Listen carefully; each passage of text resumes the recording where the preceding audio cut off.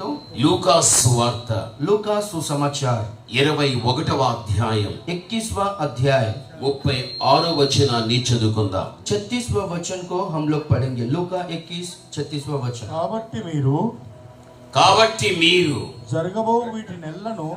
జరగబోయేటువంటి వీటినెల్లను కూడా తప్పించుకొని మనుష్య కుమారుని ఎదుట నిలువబడటానికి శక్తి కలిగిన వారగునట్లు మెలకువ కలిగి ఎల్లప్పుడూ కూడా ప్రార్థన చేయించు మెలకువగా ఉండుడు అని చెప్పాను. इसलिए जागते रहो और हर समय प्रार्थना करते रहो कि तुम इन सब आने वाली घटनाओं से बचने और मनुष्य के पुत्र के सामने खड़े होने के योग्य बनो.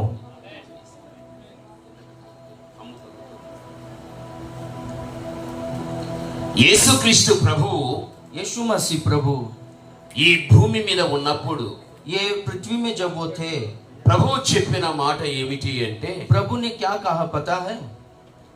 నేను मैं రెండవ రాకడ గడియలో రావడము జరుగుతుంది. दूसरे आगमन के समय में मेरा आना होगा. నేను వచ్చినప్పుడు जब मैं आऊंगा, ఎవరైనా నన్ను చూడాలి అంటే, यदि कोई भी मुझको देखना है तो, నా ఎదుట నిలవబడాలి అంటే, मेरे सामने खड़ा रहना है तो, నాతో పాటు పరలోకానికి రావాలి అంటే, मेरे साथ में स्वर्ग में आना है तो, అలాంటి వారికి శక్తి ఉండాలి. वैसे लोगों को सामर्थ्य चाहिए. ఆ శక్తి కావాలి అంటే वो सामर्थ्य उनको चाहिए तो మీరు మెలకువ కలిగి आप जागते रहना चाहिए, ప్రార్థన చేయాలి. प्रार्थना करते रहना चाहिए. ఇది ప్రభు చెప్పినటువంటి మాట. ये प्रभु ने कहा हुआ शब्द है, वचन है. ప్రభు యొక్క రాకడ గడియలో प्रभु के आगमन के समय में ఎవరైతే ప్రార్థిస్తారో, जो कोई भी प्रार्थना करेंगे, ఆ ప్రార్థన ద్వారా వారు దైవిక శక్తిని సంపాదించుకున్నవారు. वो प्रार्थना के द्वारा वो ईश्वरीय सामर्थ्य को पाए हुए लोग हैं. ఆ శక్తి మనలో ఉన్నప్పుడు, वो शक्ति जब हमारे में रहेगा, యేసుక్రీస్తు రాగలిగితే, यीशु मसीह जब आएगा, ఆ శక్తి ఆధారముతో క్రీస్తుని ఎదుర్కొని పరలోకానికి వెళుతాం. वो शक्ति के आधार पर हम लोग यीशु मसीह का सामना कर उनसे मिल सकते हैं. ప్రార్థన ఎవరికి ఉండదో, प्रार्थना जिनको नहीं रहता है, వారికి శక్తి ఉండదు. उनको शक्ति नहीं रहता है. ఎవరికి శక్తి ఉండదో, जिनको शक्ति नहीं होता है, ప్రభు యొక్క రాకడ గడియలో प्रभु के आगमन के समय में ప్రభుని ఎదుర్కొని ప్రభువుతో పాటు పరలోకానికి వెళ్ళలేరు. प्रभु से मिल नहीं सकते, स्वर्ग में नहीं जा सकते. ఇప్పుడు నీకు ప్రార్థన ఎంత ఉంది? अभी आपको प्रार्थना कितना है? నీలో శక్తి ఎంత ఉంది? आप में शक्ति कितना है? ఒకసారి మనం ఆలోచించుకోవాలి. एक बार हम लोग अपने आप को जांचना चाहिए. నేడైనా రేపైనా మీదటైనా యేసు రాక తప్పదు. आज या कल या बाद में यीशु मसीह आना ही होगा. యేసుక్రీస్తు తప్పనిసరిగా వస్తాడు. यीशु मसीह निश्चय रीति से आएगा. మీరందరూ కూడా ఆయన ఎదుర్కోవాలి. आप सब लोग उनको मिलना चाहिए. యేసు ప్రభు వస్తాడని మీకు ఎంతమందికి నమ్మకం ఉంది? आप में से कितने लोगों को विश्वास है कि यीशु मसीह आने वाला है? కొంతమంది చేయట్లేదంటే లేదు అని అర్థం. कुछ लोगों ने हाथ नहीं उठाया, इसका मतलब ये है कि नहीं आएगा प्रभु, ऐसा सोच रहे कुछ लोग. సరే, ठीक है. ఇప్పుడు యేసు ప్రభు వస్తే మీరు ఎంతమంది ఎత్తబడతారు? अब भी यीशु मसीह आएगा तो कितने लोग उठा लिए जाओगे? మీరు కాపీ కొడుతున్నారు. आप है ना कॉपी कर रहे हो. మా ఆనంద పాస్టర్ ఎత్తిన తర్వాత మీరు ఎత్తా ఉన్నారు చూసి. हमारे आनंद पास्टर जी जब हाथ उठाए, उनको देखकर आप सब लोगों ने हाथ उठाया. మనమందరం కూడా ప్రభు యొక్క రాకడలో ఎత్తబడటానికి, हम सब लोग प्रभु के आगमन में उठा लिए जाने के लिए తగిన అర్హత మనకు కలిగి ఉండాలి. वो योग्यता हमारे में होना चाहिए. అయితే ప్రభు యొక్క రాకడ గడియలో प्रभु के आगमन के समय में ఎత్తబడేవారు ఎవరు? उठा लिए जाने वाले कौन हैं? విడిచిపెట్టబడే వ్యక్తులు ఎవరు छूट जाने वाले लोग कौन हैं? అనేది యేసుక్రీస్తు ప్రభు చాలా స్పష్టంగా చెప్పాడు. इस बात पर यीशु मसीह बहुत ही स्पष्टता से कहा है. మీరు చాలా జాగ్రత్తగా వినాలి. अब बहुत ही ध्यान से सुनना है. మత్తయి సువార్త मत्ती सुसमाचार 24వ అధ్యాయం 24वां अध्याय 40వ వచనాన్ని చూడగలిగితే 40वां वचन हम देखेंगे तो అక్కడ ప్రభువు చెప్పిన మాట ఇది. वहां पर प्रभु ने ये कहा है। ఆ చదువుకుందాం. కాలమున ఆ కాలమున ఇద్దరు పొలములో ఉందురు, ఇద్దరు పొలములో ఉందురు, ఒకడు తీసుకొని పోబడును, ఒకడు తీసుకుని పోబడును, ఒకడు విడిచిపెట్టబడును. ఒకడు విడిచిపెట్టబడును. ఇద్దరు స్త్రీలు తిరగలి విసురుచుందురు, ఇద్దరు స్త్రీలు తిరుగలి విసరుచు ఉందురు, ఒకటి తీసుకొని పోబడును, ఒకటి తీసుకుని పోబడును, ఒకటి విడిచిపెట్టబడును. ఒకటి విడిచిపెట్టబడును. తర్వాత కావున అదే లూకాసు వార్త वही लूका सुसमाचार 17వ అధ్యాయం 17वां अध्याय 34వ వచనాన్ని చదువుకుందాం. 34वां वचन हम लोग पढ़ेंगे। లూకా ఆ 17 రాత్రి लूका ఆ రాత్రి 17वां अध्याय 34। ఇద్దరు ఒక్క మంచము మీద ఉందురు, ఇద్దరు ఒక మంచము మీద ఉందురు, వారిలో ఒకరు కొనిపోబడును, వారిలో ఒకడు కొనిపోబడును, ఒకరు విడిచిపెట్టబడును. ఒకడు విడిచిపెట్టబడును. उस समय दो जन खेत में होंगे, एक ले लिया जाएगा और दूसरा छोड़ दिया जाएगा। दो स्त्रियां चक्की पीसती रहेगी, एक ले ली जाएगी और दूसरी छोड़ दी जाएगी। इसलिए जागते रहो, क्योंकि तुम नहीं जानते कि प्रभु किस दिन आएगा। लूका सुसमाचार 17:34। मैं तुमसे कहता हूँ, उस रात दो मनुष्य एक खाट पर होंगे, एक ले लिया जाएगा और दूसरा छोड़ दिया जाएगा। యేసుక్రీస్తు ప్రభువు చెప్పిన మాటలు ఇవి. यीशु मसीह ने ये बातों को कहा है। మొదట పొలము అన్నాడు, पहला खेत कहा है రెండు తిరుగని రాయి అన్నాడు, और दूसरा चक्की पीसना करके कहता है, चक्की के बारे में कहता है। మూడు మంచము అన్నాడు. और तीसरा खाट कहता है। యేసుక్రీస్తు ప్రభు ఈ మూడింటిని కూడా ప్రస్తావించగలిగాడు. यीशु मसीह ये तीनों के बारे में बोला है। ఇక్కడ మనకు పొలము కాకుండా, తిరుగటి రాయి కాకుండా, మంచము కాకుండా దేవుడు ఇంకేదైనా కానీ ప్రకృతిలో ఉన్నటువంటి దానిని తీసుకుని దేవుడు చెప్పవచ్చు కదా. यहाँ पर परमेश्वर खेत या चक्की या खाट ये तीनों को छोड़कर इस दुनिया में और कौन सा भी वस्तु को वहां पर वस्तु के बारे में बोल सकता है ना। ఎందుకు పొలము అని చెబుచున్నాడు? क्यों खेत के बारे में बोला? ఎందుకు తిరుగుటి రాయిని చెబుచున్నాడు? क्यों चक्की के बारे में बोल रहा है? ఎందుకు మంచము అని చెబుచున్నాడు? क्यों काट के बारे में बोल रहा है? పొలములో ఉన్నటువంటి ఇద్దరిలో ఒక్కడు ఎత్తబడతాడని, खेत में रहने वाले दो जन में एक जन उठा लिया जाएगा। ఇద్దరు స్త్రీలు తిరుగుటి రాయిని విసురుచున్న సందర్భములో ఒక స్త్రీ ఎత్తబడి ఒక స్త్రీ విడిచిపెట్టబడుతుందని, दो स्त्रियां चक्की पीसते वक्त एक स्त्री उठा ली जाएगी और एक स्त्री छूट जाएगी। మంచము దగ్గర ఉన్న ఇద్దరు వ్యక్తుల్లో ఒక వ్యక్తి ఎత్తబడి ఒక వ్యక్తి విడిచిపెట్టబడగలుగుతాడని, खाट पे रहने वाले दो व्यक्तियों में से एक व्यक्ति उठा लिया जाएगा और एक व्यक्ति छोड़ दिया जाएगा। మూడు విషయాల గురించి ఇక్కడ ప్రస్తావిస్తూ ఉంటున్నాడు. तीन विषयों के बारे में यहाँ पर प्रभु कह रहा है। అసలుకి ఏది పొలం? ये खेत क्या है? ఈ తిరుగుటి రాయి ఏది? ये चक्की क्या है? అసలుకి మంచం ఏది? ये खाट क्या है? ఎందుకు వీటిని గురించి ప్రభు చెప్పవలసి వచ్చింది? क्यों प्रभु इसके बारे में बोल रहा है? ప్రభునందు ప్రియమైనటువంటి వాళ్ళారా, प्रभु में प्रिय लोगों, ఈడ కనిపించేటువంటి పొలము ఏది అనగా, यहाँ पर दिखने वाला खेत क्या है हम देखेंगे तो అదే మత్తయి సువార్త 13:38లో చూడగలిగితే ఆ పొలం ఏమిటో మనకు తెలుస్తుంది. పొలము वही లోకము. मत्ती सुसमाचार 13वां अध्याय 38वां वचन में हम देखेंगे तो वहां पर हम लोग खेत के बारे में देख सकते हैं। పొలము లోకము. పొలం లోకం खेत जो है वो संसार का सादृश्य है। అనగా ఇక్కడ పొలము దేనికి పోల్చబడగలిగాది అనగా లోకమునకు పోల్చబడగలిగాది. यहाँ पर खेत संसार से तोला गया है। పొలమును పొలముగాను అర్థం చేసుకోవద్దు. खेत को खेत की तरह आप लोगों को समझना नहीं है। పొలమని ప్రభువే చెప్పాడు. खेत प्रभु ही बोला है। ప్రభువే పొలాన్ని లోకానికి పోల్చగలిగాడు. प्रभु ही खेत को इस संसार से तोला है। అనగా పొలమన్నటువంటి లోకములో ఒకడు ఎత్తబడుతున్నాడు, ఒకడు విడిచిపెట్టబడుతున్నాడు. यानी ये खेत जो संसार का सादृश्य है, संसार में एक व्यक्ति उठा लिया जाएगा तो एक व्यक्ति छोड़ दिया जाएगा। ఎత్తబడేటువంటి వాడు యోగ్యుడు, जो लोग उठा लिया जाएगा वो योग्य है, విడిచిపెట్టబడేవాడు అయోగ్యుడు. जो छोड़ दिया जाएगा वो अयोग्य है। ఆ విధముగానే ఎవరైతే ఈ పొలమన్న లోకములో యోగ్యత కలిగి ఉండగలుగుతారో ఎత్తబడేటువంటి ఆ వ్యక్తితో కూడా సమమైన రీతిగా కూడా వారు ఎత్తబడగలుగుతారు.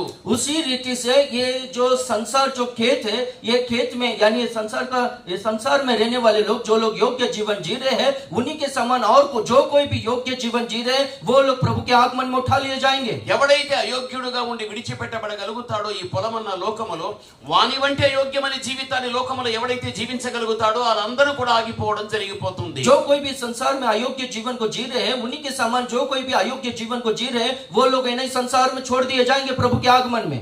అసలుకి పొలమన్న లోకములో ఏముంది? ये संसार जो खेत जो संसार का सादृश्य है इसमें क्या है? బైబిల్ వాక్యంలో చూడగలిగితే बाइबल में हम लोग देखेंगे तो ఈ పొలమన్న లోకములో ఉన్నటువంటివి మూడే మూడు.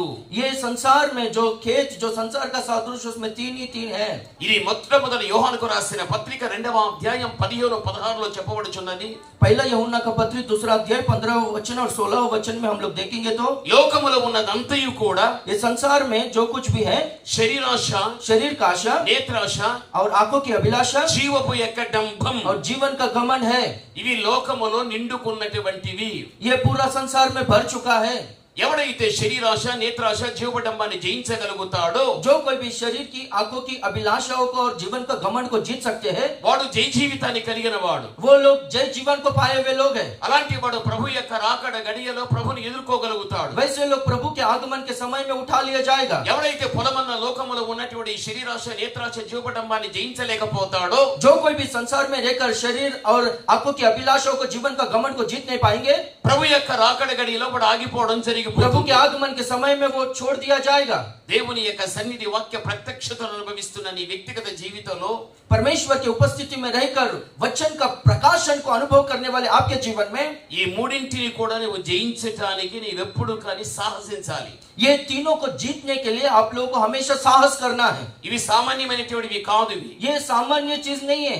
సాతానుడి యొక్క చేతిలో బలమైనటువంటి ఆయుధాలుగా పనిచేసేటువంటివి. ये जो तीन है, शैतान के हाथ में मजबूत हथियार के समान वो काम करता है। లోకములో ఉన్న స్త్రీ కానీ, లోకములో ఉన్న పురుషుడు కానీ, ప్రతి ఒక్కరి మధ్య కూడా ఒక ఆయుధాల వలె సాతానుడు ఈ మూడింటిని పంపించి అనేక మంది వ్యక్తులను ఆత్మీయ జీవితంలో పతనం చేసేస్తుంటున్నాడు. ये संसार में का स्त्रियों को और पुरुषों को शैतान के हाथ में जो ये हथियार है, ये जो तीन हथियार को वो लोगों के जीवन में इस्तेमाल कर कर उनका जीवन को वो नाश कर रहा है।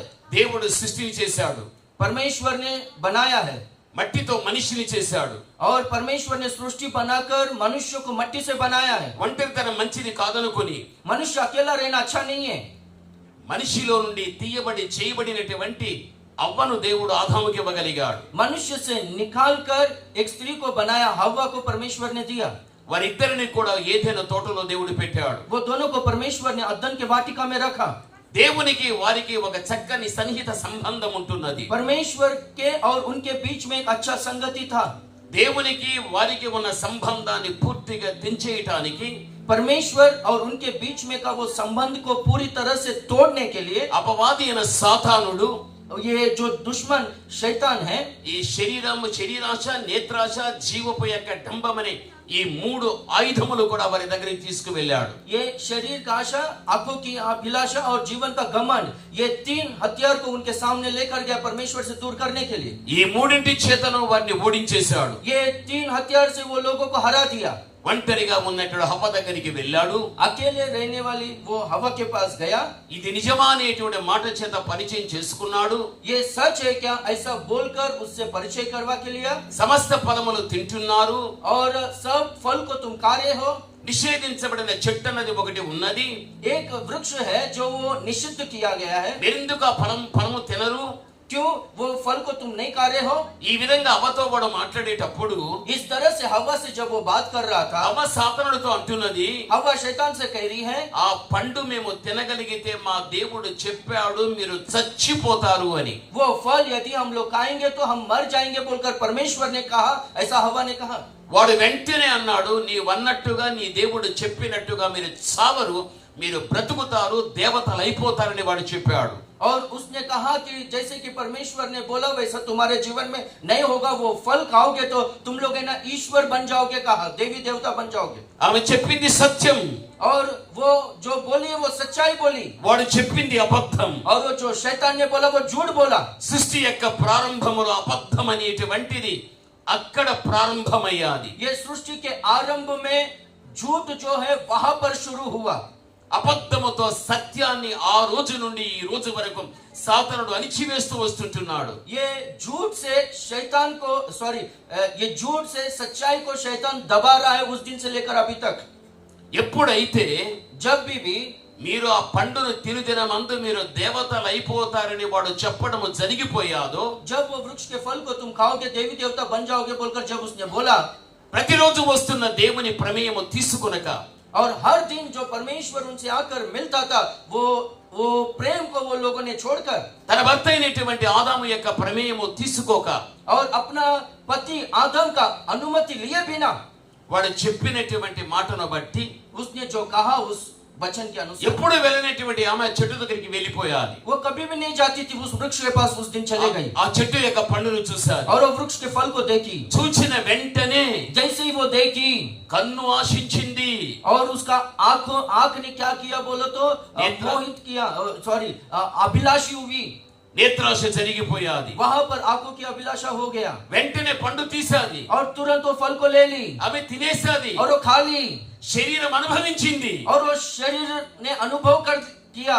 శరీరాశ తీరిపోయాది. और वो शरीर का आशा पूरा हुआ. ఇక మూడవది, और तीसरी बात, మానవత్వంలో నుండి దైవత్వంలోనికి వెళ్ళిపోతారని ఎదురు చూడగలిగాది. और बाद में वो लोग मनुष्यत्व में थे वो लोग ईश्वरत्व में बदल जाएंगे बोलकर वो लोग इंतजार कर रहे थे. నేను దేవతనైపోతా, और वो सोच रहे थे कि मैं ईश्वर हो जाऊंगा. ఒక డంబమైన జీవితాన్ని కోరుకోగలిగాది. और वो लोग जो है एक घमंड का जीवन को चाह रहे थे. అందుకే సృష్టి యొక్క ప్రారంభములోనే इसलिए सृष्टि के शुरुआत में కంటితో చూసింది, आंखों से देखी తిని శరీరం అనుభవించాది. और खाकर शरीर अनुभव किया. నేను దేవతనైపోతాననే డంబాన్ని కోరుకోగలిగాది. और मैं ईश्वर बन जाऊंगी बोलकर ऐसा घमंड को वो चाहिए. అపవాదైన సాతానుడు और वो जो दुश्मन शैतान है, పొలమన్న లోకములో, ये खेत जो संसार का सादृश्य है, లోకములో ఉన్న శరీరాశ నేత్రాశ జీవపు డంబముతో సృష్టి యొక్క ప్రారంభములో ఉన్న ఆ యొక్క ఆదిమ దంపతులను పాడు చేసేశాడు.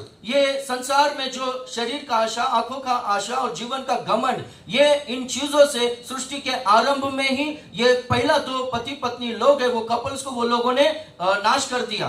ఆమె జీవితం ఎలా ఉండాలి తెలుసా? उसका जीवन कैसा था मालूम है? ఆదాము నుండి తీయబడి చేయబడినటువంటి అవ్వ విషయములో ఆదాము ఏమన్నాడు తెలుసా? आदम से निकलकर बनी गई वो स्त्री हवा आदम के विषय में क्या कहा? आदम ने क्या कहा मालूम है? నీవు నాలో ఉన్నటువంటి మాంసము ఎముక తీయబడి నువ్వు చేయబడిన దానివి కాబట్టి నీవు నారి అని ఆదాము హవ్వనన్నాడు. तू मुझ में से निकलकर बनी गई है इसलिए तू मेरी है, यानी नारी करके बोला है.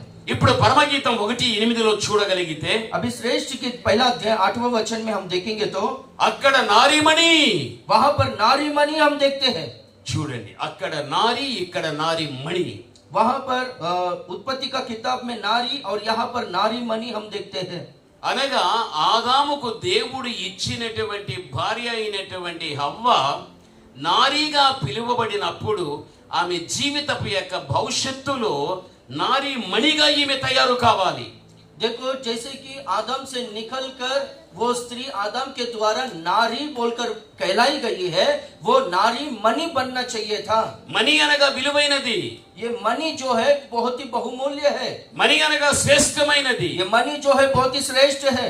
హవ్వ యొక్క జీవిత భవిష్యత్తుగా విలువైనదిగా శ్రేష్టమైనదిగా ఆమె పొందవలసినది. हव्वा उसके जीवन में भविष्य में बहुत ही बहुमूल्य वस्तु को पाना चाहिए था. ఎప్పుడైతే దైవాజ్ఞను అతిక్రమించి పాపం చేయగలిగాదో నారీతోనే ప్రారంభించబడగలిగాది, జీవితాన్ని నారీతోనే ముగించుకోగలిగాది. जब परमेश्वर का आज्ञा का उल्लंघन कर कर पाप की, उनका जीवन नारी से शुरू होकर नारी में ही खत्म हो गया. ఆ శ్రేష్టమైన జీవితంలోనికి వెళ్ళలేకపోయాది. और वो श्रेष्ठ जीवन में वो नहीं जा पाई.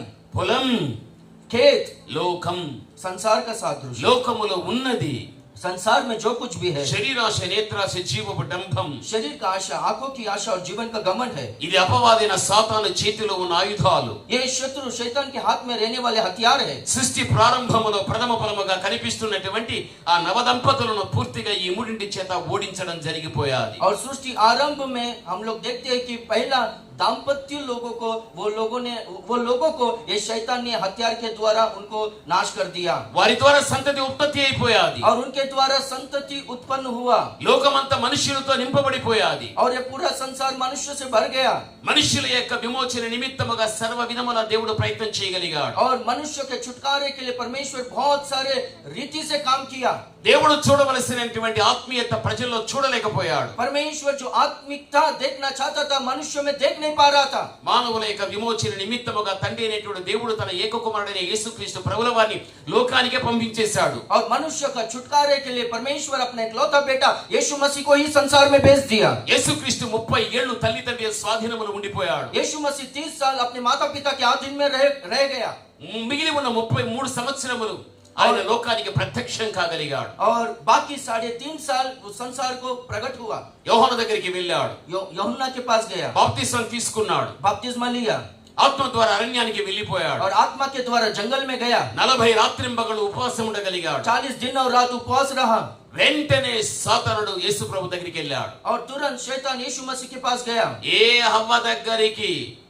जो हव्वा के पास పొలం అని చెప్పబడుచున్న లోకములో ఉన్న శరీరాశ, నేత్రాశ, జీవ డంబముతో వారిని ఓడించగలిగాడు.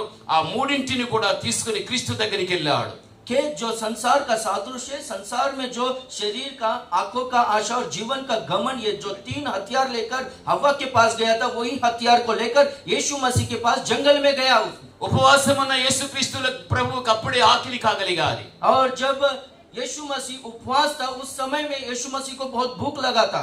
సాతానుడు ప్రభు దగ్గరికి వెళ్ళి, और शैतान प्रभु के पास जाकर, నీకు ఆకలిస్తుందా? तुझको भूख लग रहा है क्या? నీ కంటి కనుచూపు మీద కనిపించి ఈ రాళ్ళను రొట్టిగా చేసుకొని తిను అన్నాడు. तेरे को जो आंखों से दिखता है, ये जो पत्थरों को रोटी बनाकर खा ले. వాడు చెప్పినట్టుగా దేవుడు రాయిని రొట్టిగా చేసుకోగలడు. वो जैसे कि बोला था, यीशु मसीह पत्थर को रोटी बना सकता था. దాన్ని తినగలడు. और उसको खा सकता था. అప్పుడు శరీరం అనుభవిస్తుంది. और उस समय में शरीर अनुभव करता था. శరీరం తీరిపోతుంది. और बाद में शरीर जो है वो ध्वस्त हो सकता था. యేసు ప్రభు పని చేయలే. यीशु मसीह ने वो काम नहीं किया. ఏ సాతానా, ए शैतान, పో! निकाल. శరీరాశను జయించేశాడు. और शरीर का आशा को యేసుక్రీస్తుని ఎత్తైనటువంటి స్థలానికి తీసుకెళ్లిపోయాడు. यीशु मसीह को ऊंचे स्थान में लेकर गया. చెట్టులో ఉన్న పండును హవ్వకు చూపించినట్లుగా ఎత్తైన స్థలానికి తీసుకువెళ్ళినటువంటి సాతానుడు క్రీస్తుని ఈ లోక రాజ్యాలన్నీ నావే, నువ్వు సాష్టాంగపడి నాకు నమస్కరించు అన్నాడు. जैसे कि वृक्ष के फल को हव्वा को दिखाया था, उसी तरह से यीशु मसीह को ऊंचे स्थान में लेकर जाकर ये संसार का सारा वैभव को दिखाकर ये पूरा मेरा है करके बोल रहा था. యేసుక్రీస్తు ప్రభువు కంటితో లోకరాజ్యాలను చూచాడు. यीशु मसीह आंखों से इस संसार के सारे राज्यों को देखा. చూచిన వాడి చేత ఆకర్షించబడి కన్ను ఆశించలేదు. और देखने के बाद इस संसार के द्वारा आकर्षित नहीं हुआ और आंखों की अभिलाषा नहीं रखा. వెంటనే ప్రభు అన్నాడు, और तुरंत यीशु ने कहा, ఏ సాతానా, हे शैतान, పో! निकाल. నేత్రాశ జయించేశాడు. और वो आंखों की अभिलाषा को जीता. ఏ లోక రాజ్యాలను కంటితో చూపించగలిగాడో వాటిని చూచిన చేత యేసుక్రీస్తు ప్రభు యొక్క కన్ను ఎక్కడ కానీ లోక రాజ్యాల మీద ఆకర్షించబడి నేత్రాశ ఎక్కడ చూపించలేదు. ये संसार का राज्य को जब शैतान ने दिखाया तो यीशु मसीह आकर्षित होकर आंखों की अभिलाषा को नहीं रखा, पर आंखों की अभिलाषा को जीता. ఎత్తైన స్థలములో నుంచి ऊंचे स्थान में लेकर जाकर నువ్వు పైనుండి కిందికి దూకేసేయి. ऊपर से तो नीचे कूद. నీ పాదాలకు రాయి తగలకుండా నీ దూతలు పట్టుకోగలుగుతారు. और तेरे पैर को चोट ना लगने जैसा स्वर्गदूत लोग तेरी रखवाली करेंगे. వాడు చెప్పిన మాట ప్రకారంగా పైనుండి కిందికి దూకగలిగితే, यदि वो बोलने जैसे कि बोला ऊपर से नीचे कूदा होता तो క్రీస్తు పాదాలకు రాయి తగలకుండా దూతలు జాగ్రత్తగా పట్టుకోగలుగుతారు. मसीह के पैरों को चोट ना लगने जैसा स्वर्गदूत लोग उनको अपने हाथों से थाम कर रख सकते थे. అప్పుడు ప్రభువు సాతానుడితో ఏమంటాడో తెలుసా? तब प्रभु शैतान से क्या कहता है मालूम है? ఏ సాతానా, ए शैतान, నువ్వు చూసావు కదా, तू देखा ना, పైనుండి కిందికి దూకా, देख ऊपर से देख, मैंने नीचे कूदा, నా పాదాలకు రాయి తగలకుండా నా దూతలు నన్ను పట్టుకున్నారు. देख मेरे पैर में पत्थर का चोट नहीं लगा, स्वर्गदूतों ने मुझको पकड़ लिया. అటువంటి డంభముతో కూడిన మాట క్రీస్తు ప్రభు యొక్క నోట నుండి రావటానికి ఆ పరీక్ష కూడా వాడు పెట్టగలిగాడు. वैसा घमंड संबंधित शब्द यीशु मसीह के मुंह से नहीं निकलने जैसा यीशु मसीह ने अपने आप को बचा लिया. చూసావా, देखा क्या? నా దూతలు పట్టుకున్నారు. देख मेरे स्वर्गदूतों ने मुझको पकड़ लिया. ఇది డంభముతో కూడిన మాట. ఇది ये घमंड से भरा हुआ वचन बात है. అందుకే इसलिए పొలం అన్న లోకములో ये जो खेत है, जो संसार का శరీరాశ, सादृश्य है, నేత్రాశ, జీవడంబాన్ని క్రీస్తు ప్రభుల వారు జయించేశాడు. शरीर और आंखों की अभिलाषा, जीवन का घमंड को यीशु मसीह ने जीत लिया. ఆయన జయించి वो जीतने के बाद ఈ భూమి మీద इस पृथ्वी पर జయ జీవితాన్ని గడిపిన వాడు. और वो इस पृथ्वी पर जय जीवन को जिया है.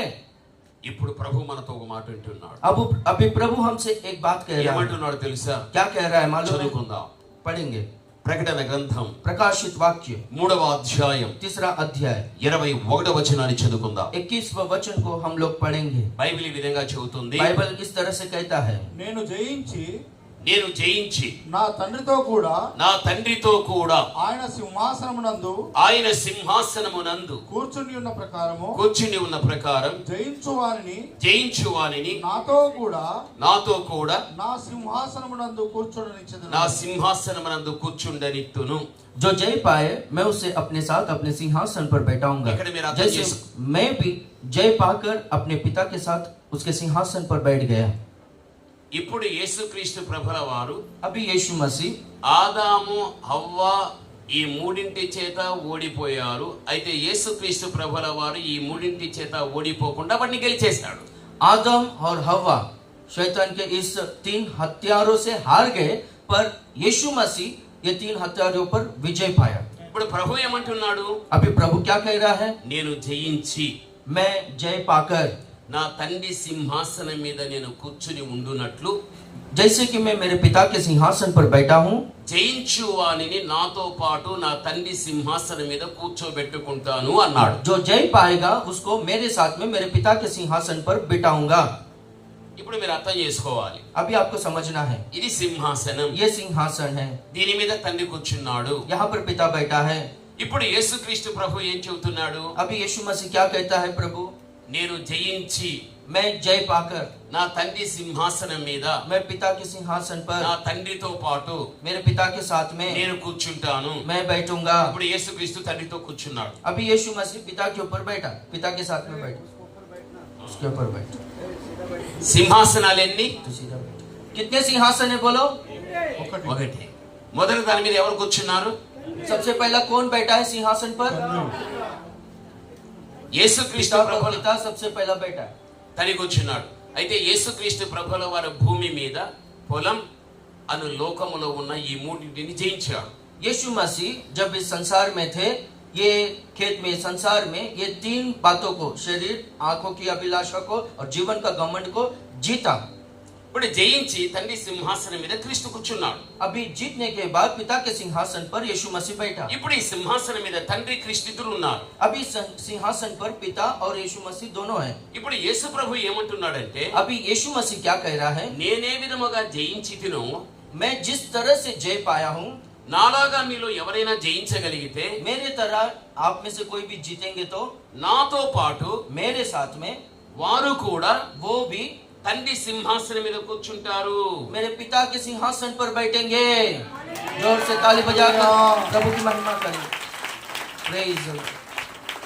ఇప్పుడు మీరు దేవుని కుమార్తె అయినా, నువ్వు దేవుని కుమారుడవైనా, పొలం, లోకములో ఉన్న ఈ మూడింటిని జయిస్తే గాన, జయించిన మిమ్ములను సింహాసనం మీద ఉన్న తండ్రితో ఉన్నటువంటి క్రీస్తుతో పాటు జయించిన నిన్ను కూర్చోబెట్టుకోగలుగుతాడు. अभी इस संसार में परमेश्वर के बेटे, परमेश्वर की बेटी हो आप, इस संसार में जैसे कि यीशु मसीह ने शरीर की अभिलाषा, आंखों की अभिलाषा, जीवन की घमंड को जीता, उसी तरह से आप भी जीतोगे। तो जैसे कि पिता सिंहासन पर बैठा है, उनके सिंहासन पर यीशु मसीह बैठा है, आप भी उसी तरह से उनके सिंहासन पर बैठोगे। ఇప్పుడు ఒకే సింహాసనం మీద ఎంతమంది ఉన్నారు? अभी एक ही सिंहासन पर कितने लोग हैं? నువ్వు తండ్రిని చూసావా? क्या आप पिता को देखे हैं? యేసుక్రీస్తుని చూసావా? यीशु मसीह को देखे हैं? సింహాసనాన్ని చూసావా? क्या आपने सिंहासन को देखा? పరలోకాన్ని చూసావా? स्वर्ग को देखा क्या आपने? చూడని నీవు आप देखे नहीं है, పరలోకానికి వెళ్తావు. स्वर्ग में जाओगे, తండ్రి కుమారుని చూడగలుగుతావు. पिता और पुत्र को देखोगे వారితో కూడా కూర్చుంటావు. और उनके साथ में आप लोग बैठोगे। हालेलुया। ఎంత గొప్ప ధన్యత ఇది! ये देखो कितना बड़ा भाग्य की बात है। ప్రభు యొక్క రాకడ గడియలో ఎవరైతే ఇటువంటి జై జీవితాన్ని కలిగి ఉంటారో, प्रभु के आगमन में जो लोग ऐसा जय जीवन को जीते हैं, వారు చనిపోయి సమాధికి వెళ్ళినా, वो लोग मरकर कब्र में गए तो भी, ఆ తర్వాత ప్రభు వచ్చిన और बाद में प्रभु आने पर भी, జై జీవితం కలిగినటువంటి వారి సమాధులు తెరవబడిపోయి और जो जय जीवन को पाकर मरकर कब्र में रखे गए उनके कब्र खुलेंगे। వారి మట్టి దేహం మహిమ దేహంగా మార్చబడి उनका जो मट्टी देह है महिमा देह में बदल जाएगा ప్రభువుతో పాటు పరలోకానికి వెళ్ళిపోతారు. और प्रभु के साथ में स्वर्ग में चले जाएंगे। ఒకవేళ యేసుక్రీస్తు రాక వరకు మీరే బ్రతికి ఉంటే वो अगर यीशु मसीह के आगमन तक आप जियोगे तो ఈ మూడింటిని మీరు జయించి జయ జీవితం కలిగిన వారుగా ఉంటే ये तीनों को आप लोग जीत कर जय जीवन को जीते रहोगे तो ఈ లోక మరణాన్ని చూడకుండా इस संसार का मृत्यु को ना देखते हुए ఈ మట్టి దేహం మహిమ దేహంగా మార్చబడి ये मट्टी देह महिमा देह में बदलकर ప్రభువుతో పాటు మీరు వెళ్ళిపోతారు. और प्रभु के साथ में आप चले जाओगे। ఇటువంటి భవిష్యత్తు ఆశీర్వాదము దేవుడు మీకు అనుగ్రహించగలడు. ऐसा भविष्य आशीष को परमेश्वर आपको दे सकता है। చూడు देखो ఎంత గొప్ప ఆశీర్వాదం కదా. कितना बड़ा आशीष है ना। ఒక్కసారి నువ్వు ఆలోచించుకో. एक बार आप सोच लो, సింహాసనం మీద దేవుడు ఉన్నాడు, క్రీస్తు తండ్రి ఉన్నాడు, క్రీస్తు ఉన్నాడు, నేను కూడా వారితో కూర్చొని ఉన్నాను అని నువ్వు ఒక ఆలోచన చెయ్యి. सिंहासन पर पिता बैठा है और यीशु मसीह भी बैठा है और उनके साथ में मैं भी बैठा हूं बोलकर ऐसा आप है ना सोच कर इमेजिन कर देखो। आप నువ్వు అలా ఊహించుకోగలిగితే ఎంత ఆత్మ ఉల్లసిస్తుందో.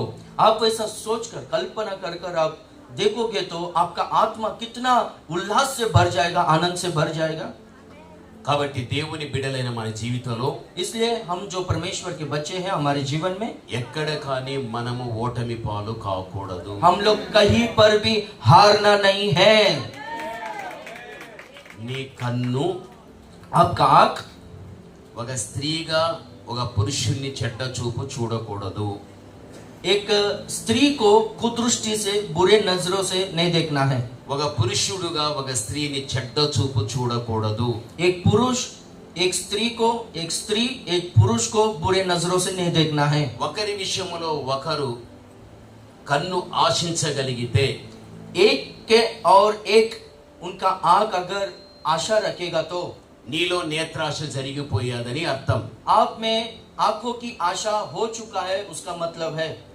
ఏదైనా జీవితంలో శరీరమును వచ్చేటువంటి ఇచ్చలు కోరికలను నిగ్రహించుకోలేక శరీర సంబంధమైనటువంటి కార్యాలు నీలో జరగగలిగినట్లయితే శరీరపు యొక్క ఆశ ద్వారా నువ్వు ఓడిపోయిన వ్యక్తివి. इस संसार में कुछ भी है जो शरीर का अभिलाषा है, अपना शरीर को अपना नियंत्रण में ना रखकर वो शरीर के अभिलाषों को हम लोग अनुभव करेंगे तो इस संसार में हम लोग हारे हुए लोग हैं। లోకములో ఎక్కువగా చూస్తే संसार में हम लोग ज्यादा देखेंगे तो వ్యభిచార కార్యాలు ఎక్కువైపోతున్నాయి. व्यभिचार के काम बहुत ज्यादा हो रहे हैं। అది శరీరానికి సంబంధించినది. वो शरीर का संबंधित है। అటువంటి శరీర ఆశలను మనం జయించేవారుగా ఉండాలి. वैसा शरीर के अभिलाषाओं को जीतना है हमें। జీవితంలో ఎక్కడ కానీ డాంభికమైన జీవితం లేకుండా जीवन में कहीं पर भी घमंड का जीवन ना रहकर మనం ఏది కలిగి ఉన్నప్పటికీ కూడా हमारे पास जो भी है దేవుని వలన కలిగి ఉంటున్నామని परमेश्वर के ओर से मिला है ऐसा समझकर అన్నీ ఉన్నప్పటికీ కూడా ఏమీ లేనటువంటి రీతిలో మన జీవిత విధానం సాగిపోవాలి. हमारे पास सब कुछ रहकर भी मेरे पास कुछ भी नहीं है सोचकर समझकर हम लोग को जीवन में आगे बढ़ना है। ఎక్కడ కానీ గర్వపడడం, అతిశయించడం, డంభముగా చెప్పుకోవడం అనేటువంటిది రాకూడదు. कहीं पर भी घमंड अहंकार हमारे में नहीं आना चाहिए। हम हमारा बड़ाई नहीं करना चाहिए। అలాంటి వారే ప్రభువు రాకడలో ప్రభుని ఎదుర్కొంటారు. वैसे ही लोग प्रभु के आगमन में प्रभु से जाकर मिलेंगे। రెండవదిగా మనం చూస్తే గాన दूसरा हम लोग देखेंगे तो బైబిల్లో बाइबल में తిరుగుటి రాయి అని మనకు కనిపిస్తూ ఉన్నది. चक्की हमको दिखता है। ఈ తిరుగుటి రాయి మీకు తెలుసా? ये चक्की आपको पता है क्या? కింద ఒక రాయి, పైన ఒక రాయి ఉంటుంది. नीचे एक पत्थर रहता है और उसके ऊपर भी एक पत्थर रहता है। మధ్యలో ధాన్యాన్ని పోయటానికి ఒక చక్కని రంధ్రం ఉంటుంది. बीच में धान्य को डालने के लिए उसको पीसने के लिए एक अच्छा होल जैसा रहता है। ఇద్దరు స్త్రీలు रहता है। ఎదురెదురుగా కూర్చుని दो स्त्रियां आमने सामने बैठकर పైనున్న రాయికున్న పిడిని పట్టుకుని ఇద్దరు తిప్పడం జరుగుతుంది. और ऊपर का जो पत्थर रहता है उसको पकड़कर ऐसा घुमाते रहते गोल गोल. ప్రభు ఏం చెప్పాడు? प्रभु क्या कहता है? నా రాకడ గడియలో ఇద్దరు స్త్రీలు తిరగలి విసురుచు ఉందురు. मेरे आगमन के समय में दो स्त्रियां चक्की पीसते होंगे. అందులో ఒక స్త్రీ మాత్రం ఎత్తబడుతుంది, ఒక స్త్రీ విడిచిపెట్టబడుతుంది అని చెప్పాడు. उन दोनों में एक स्त्री उठा ली जाएगी और एक स्त्री छोड़ दी जाएगी. प्रभु ने कहा అసలుకి తిరుగటి రాయి అనేది ఏది? ये चक्की यानी क्या है ఆ యొక్క ఇద్దరు స్త్రీలు ఎవరు? और वो दोनों स्त्रियां कौन है? ఇక్కడ మనం అర్థం చేసుకోవాలి. यहाँ पर हमको समझना है. ఇక్కడ కనిపించేటువంటి ఈ తిరుగటి రాయి కింద పైన రెండు ఉంటున్నాయి. ये यहाँ पर जो चक्की हम देखते हैं इसमें दो पत्थर दिखते हैं, एक नीचे और एक ऊपर है. పైన ఉన్నటువంటి రాయి और जो ऊपर का जो पत्थर है తిప్పుటును బట్టి ఆ రాయి కదులుతూ ఉంటుంది. जैसे कि वो ऊपर का पत्थर घुमाते रहते हैं वो पत्थर हिलते रहता है. కిందున్న రాయి పైరాయిలాగా కదలదని, కిందున్న రాయి స్థిరంగా ఉంటుంది. और नीचे का जो पत्थर है ऊपर के पत्थर के तरह वो हिलता नहीं है, वो एक ही जगह में स्थिर रहता है. ఈ రోజున దేవుని బిడ్డలైన మనము గ్రహించవలసిన విషయం, आज हम जो परमेश्वर के बच्चे हैं ग्रहण करने वाला विषय, పైనున్న రాయి ఏ విధంగా తిప్పుటును బట్టి కదిలిపోతూ ఉందో, ऊपर का जो पत्थर घुमाने से जैसे कि वो हिलते रहता है, దేవుని నమ్ముకున్న మనం हम जो परमेश्वर पर विश्वास किए हैं, దేవుని నుండి పొందుకున్న భక్తి విషయములో परमेश्वर को पाया हुआ वो भक्ति के विषय में, పైనున్న రాయిలాగా కదలకుండా और ऊपर का जो पत्थर रहता है जो बिना हिले, కిందున్నటువంటి రాయి కదలకుండా ఎంత స్థిరముగా ఉంటుందో దేవునిలో భక్తిలో నువ్వు అంత స్థిరంగా ఉండాలి.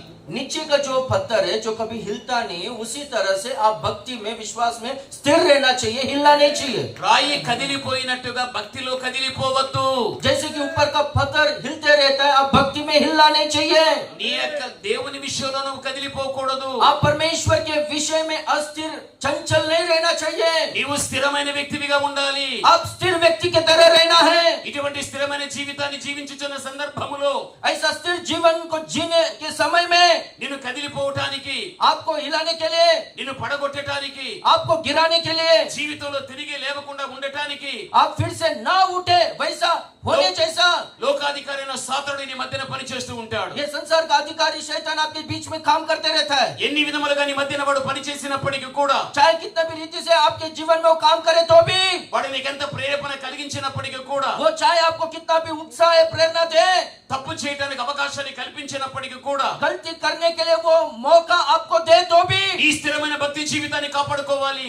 आपका स्थिर भक्ति जीवन को रक्षा कर रहना है. సాతానుకు అవకాశం ఇవ్వగలిగితే शैतान को मौका देंगे तो ఈ స్థిరమైన జీవితాన్ని ये स्थिर जीवन को కదిలిపోయేటట్టుగా పడిపోయేటట్టుగా చేయగలుగుతాడు. वो हिलने जैसा गिरने जैसा वो कर सकता है. అలాంటి వ్యక్తులు ప్రభు యొక్క రాకడ గడియలో విడిచిపెట్టబడగలుగుతారే కానీ ప్రభుని ఏమాత్రం కూడా ఎదుర్కోలేరు. वैसे लोग प्रभु के आगमन के समय में छोड़ दिए जाएंगे, पर है ना उठा लिए नहीं जाएंगे, वो लोग प्रभु से मिल नहीं पाएंगे. దేవుడు దానియేలుతో ఏం చెప్పాడు? परमेश्वर दानियल से क्या कहता है? దానియేలు 12వ అధ్యాయం 14వ వచన భాగంలో చూడగలిగితే, दानियल का किताब 12वां अध्याय 13वां वचन में हम देखेंगे तो ఆ గ్రంథానికి అది చివరి అధ్యాయం. वो ग्रंथ का आखिरी अध्याय, ఆ చివరి అధ్యాయానికి చివరి వచనం, वो आखिरी अध्याय में आखिरी वचन, దానియేలు दानियल అంత్యము వరకు కూడా अंत तक నీవు నిలకడగా ఉండాలి, तू ठहरा रहे, నీవు స్థిరంగా ఉండాలి. तू स्थिर रहे. దానియేలు సహితము దేవుడు వదిలిపెట్టకుండా దానియేలు కూడా కడవరి గడియలో హెచ్చరిక ఇవ్వగలిగాడు. और दानियल जो उतना भक्ति से रहता था उनको परमेश्वर चेतावनी देता है कि तू स्थिर रहे, तू हिल मत.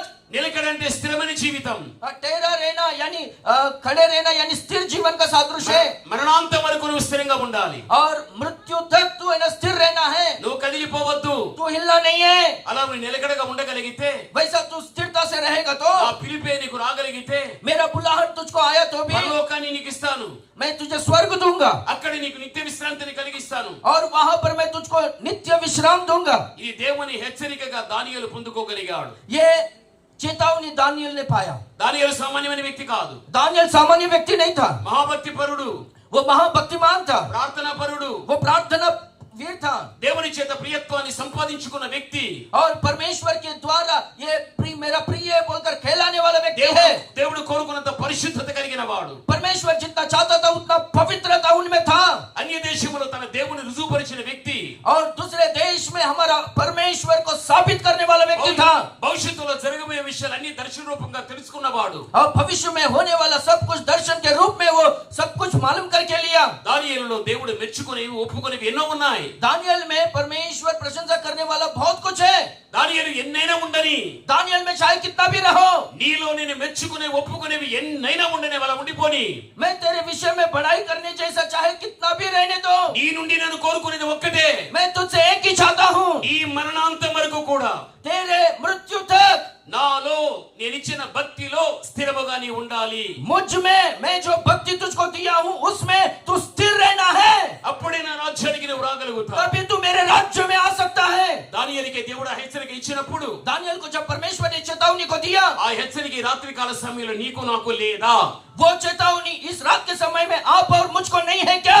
మరణాంతం వరకు కూడా और मृत्यु तक ఎక్కడ కూడా కదిలిపోకుండా कहीं पर भी ना हिलकर నిలకడగా ఉండు स्थिर रहे స్థిరమైన జీవితాన్ని కలిగి ఉండు स्थिर जीवन को जिए లోకములో ఉన్న ఏదో ఒక పాపం నేను ఆకర్షించిన తర్వాత इस संसार में ये पाप जब आपको आकर्षित करता है స్థిరమైన ఈ జీవితాన్ని పోగొట్టుకుని आपका स्थिर जीवन को खोकर ఆ పాపం దగ్గరికి పరిగెడుతూ వెళ్ళిపోయి वो पाप के ओर दौड़ते हुए जाकर దాని చేత పట్టబడిపోయి और उसके द्वारा पकड़ा जाकर దాని నుంచి విడుదల పొందలేక उसमें छुटकारा ना पाकर నీ చేతుల ద్వారా నీవే నీ ఆత్మీయ జీవితాన్ని పాడు చేసుకుంటున్నావు आपका आत्मिक जीवन को आपके हाथों से ही आप बिगाड़ के ले रहे हो అటువంటి భయంకరమైన దుర్భర పరిస్థితి నీ జీవితంలో నీకుండా జరగకుండా ఉండినట్లు జాగ్రత్త కలిగిన వ్యక్తిగా ఉండాలి वैसा दौर्भाग्य अभाग्य परिस्थिति आपके जीवन में ना आने जैसा आप बहुत सावधानी से रहना है అటువంటి జీవితమే నీకుంటే वैसा जीवन आपको रहेगा तो ప్రభు యొక్క రాకడ గడియలో प्रभु के आगमन के समय में ప్రభు వచ్చినప్పుడు ప్రభుని ఎదుర్కోగలుగుతారు जब प्रभु आएगा तो प्रभु से जाकर मिलेंगे आप అందుకే ప్రభు చెప్పాడు इसलिए प्रभु कहा తిరుగటి రాయి चक्की అక్కడ కనిపించే వ్యక్తులు ఇద్దరు స్త్రీలు वहां पर दो स्त्रियां दिखते हैं ఎవరా స్త్రీలు कौन वो स्त्री है స్త్రీగా నువ్వు అర్థం చేసుకోవద్దు स्त्री को स्त्री के तरह आप मत समझो ఎఫెసీయులకు రాసిన పత్రిక इफिसियों का पत्री 5వ అధ్యాయం 5वां अध्याय 31లో మనం చూడగలిగితే 31वें वचन में हम देखेंगे तो పురుషుడు తన తల్లి తండ్రిని విడిచిపెట్టను पुरुष अपना माता पिता को छोड़कर భార్యను హత్తుకొనును और अपना पत्नी से वो मिला रहेगा వారిద్దరు ఏక శరీరం और वो दोनों एक हो रहेंगे అని అంటూ ऐसा बोलकर ఇది గొప్ప మర్మము అన్నాడు ये बहुत बड़ा भेद की बात है प्रभु ने कहा అసలు ఏంటి ఆ మర్మం वो भेद क्या है అది క్రీస్తుని గురించి वो मसीह के बारे में సంఘమును గురించి చెప్పబడి ఉన్నదని బైబిల్ చెబుతూ ఉంది कलीसिया के बारे में कहा गया है बोलकर बाइबल कहता है అనగా పరిశుద్ధుడైన పౌలు ఈ వాక్యాన్ని బట్టి చూడగలిగితే స్త్రీని సంఘానికి పోల్చగలిగాడు पवित्र पौलुस ये वचन को जो है कलीसिया को स्त्री से तोला है ఆ తిరుగుడి రాయి దగ్గర కూర్చున్న ఇద్దరు స్త్రీలు కూడా वो चक्की पीसने के लिए जो दो स्त्रियां बैठी थी वहां पर స్త్రీలుగా నువ్వు అర్థం చేసుకోవద్దు वो स्त्रियों को स्त्री के तरफ मत समझो ఆడ కనిపించే స్త్రీలు సంఘములే वो वहां पर दिखने वाले वो दो स्त्रियां कलीसियाओं का सादृश्य है స్త్రీ అని చెప్పబడగలిగితే గన ఏకవచనం और स्त्री बोलकर वहां पर अगर लिखा होता तो वो एक वचन होता था స్త్రీలను చెప్పగలిగితే దాని బహువచనం और स्त्रियां बोलकर दो स्त्री बोलकर लिखा गया बोलते वो बहुवचन होता है అనగా ఇక్కడ కనిపించేటువంటి స్త్రీలు సంఘమునకు పోల్చబడినటువంటిది यहाँ पर दिखने वाले स्त्रियां कलीसिया को तोला गया है ప్రపంచ వ్యాప్తంగా ఉన్నటువంటి స్త్రీ అని చెప్పబడుచున్న సంఘాలు ఎన్నో ఉన్నాయి ये पूरा दुनिया भर में बहुत सारे कलीसिया है वो सारे कलीसिया को स्त्री बोलकर यहाँ पर लिखा गया है సంఘము అంటే कलीसिया यानी 4 గోడలు పైకప్పు కలిగింది సంఘం కా ये चार दीवार और छत जो है उसको कलीसिया नहीं बोलते అపొస్తలుల కార్యం 20వ అధ్యాయం 28లో చూడగలిగినట్లయితే प्रेरितों का काम 28वां अध्याय 20वां वचन में हम लोग देखेंगे तो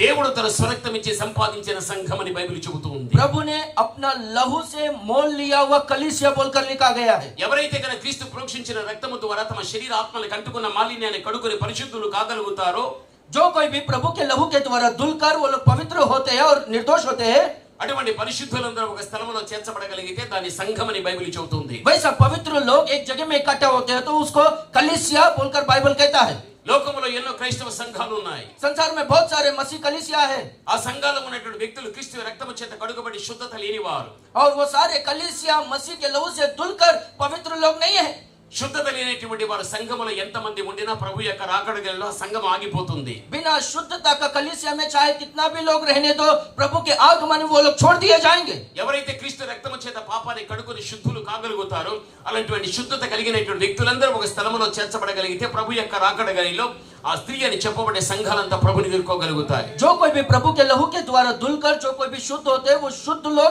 एक जगह में इकट्ठा होते हैं, तो वो कलीसिया होता है. प्रभु के आगमन में वो कलीसिया उठा लिया जाएगा. ఎవరైతే గాన దేవునిలో స్థిరముగా, ఎవరైతే పరిశుద్ధతలో స్థిరంగా, ఎవరైతే దేవుడిచ్చిన భక్తిలో స్థిరంగా ఉండగలుగుతారో అటువంటి స్త్రీలు అనే చెప్పబడేటువంటి సంఘములన్నీ ప్రభు రాకడలో ఎత్తబడగలుగుతారు. जो कोई भी प्रभु के आगमन में, प्रभु में, विश्वास में, भक्ति में स्थिर रहते हैं, प्रभु के आगमन में वो लोग उठा लिए जाएंगे. ఈ రోజు నువ్వు ఆలోచించు. आज आप सोचो, దేవునిలో, దేవుడి నీకు ఇచ్చిన భక్తిలో స్థిరంగా ఉన్నావా, లేకపోతే ఎక్కడైనా కదిలిపోతున్నావా? परमेश्वर ने आपको दिया हुआ भक्ति में आप स्थिर हो या फिर इधर उधर हिल रहे हो?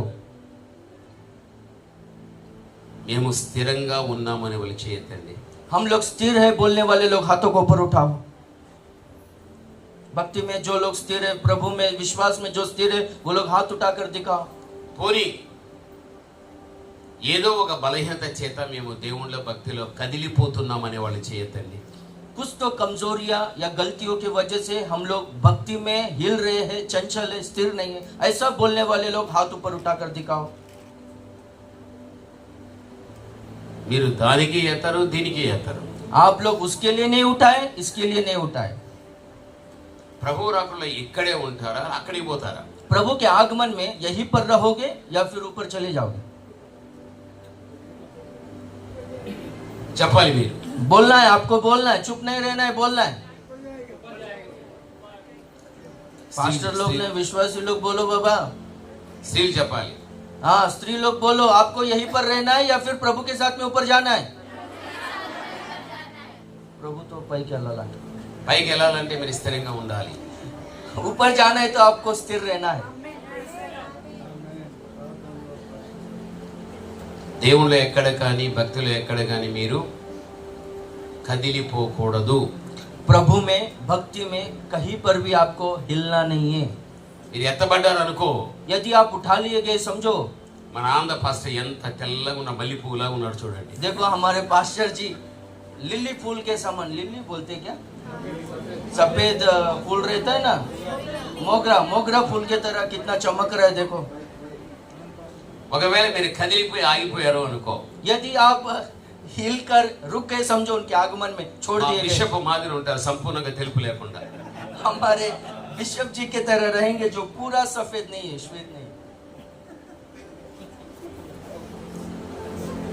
ఏం మోసే అంతే కదా.